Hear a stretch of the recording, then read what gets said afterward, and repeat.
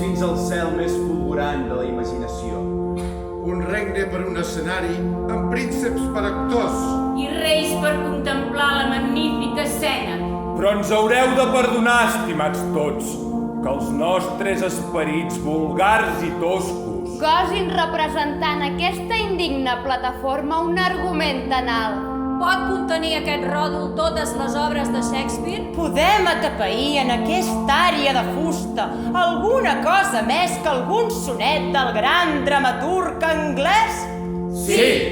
Ja que una xifra mal escrita pot indicar 1 milió en un lloc petit, Però ja que una xifra mal escrita pot indicar 1 milió en un lloc petit.